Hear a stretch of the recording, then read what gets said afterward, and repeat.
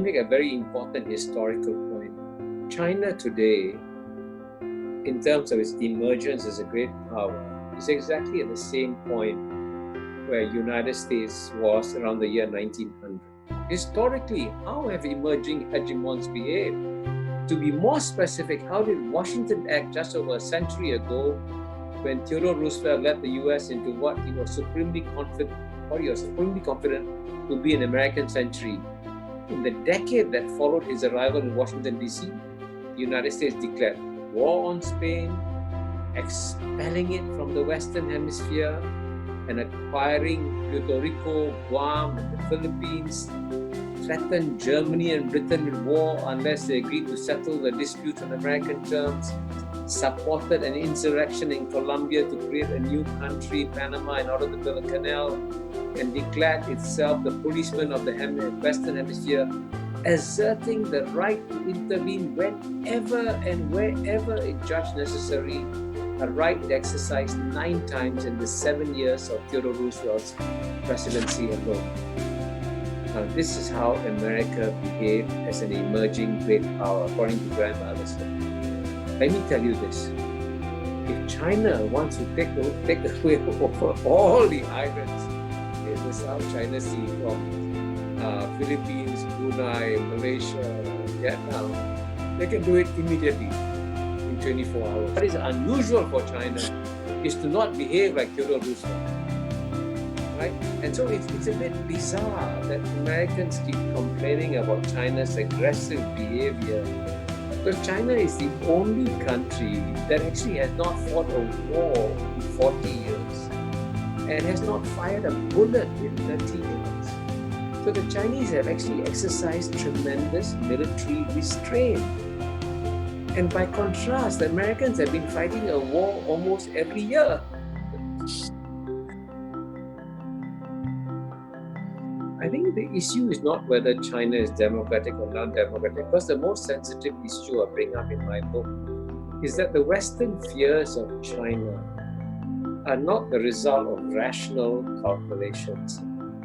The Western fears of China are the result of something that's emotional.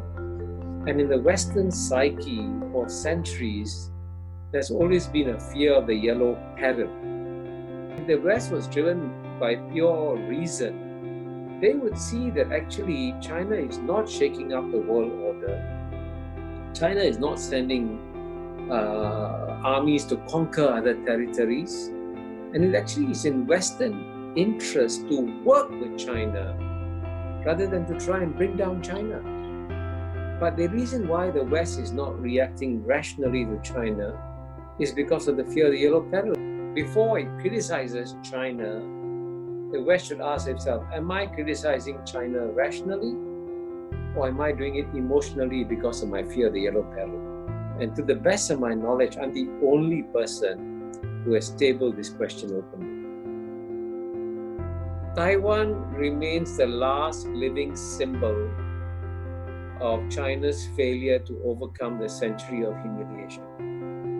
And so every Chinese leader believes that it is his or her responsibility to complete the mission of removing all traces of the century of humiliation.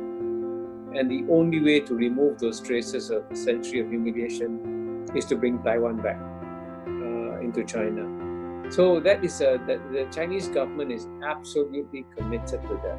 As you know, very few governments maintain diplomatic relations with the government in Taiwan. And so the geopolitical space for Taiwan is shrinking. The geopolitical space for China is growing.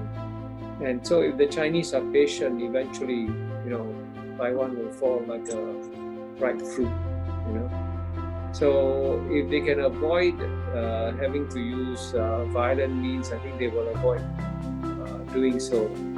So I don't foresee any immediate threat in the next 5 to 10 to 15 years of China taking violent action against Taiwan, as long as China keeps growing stronger year by year. So it's in China's interest to be patient.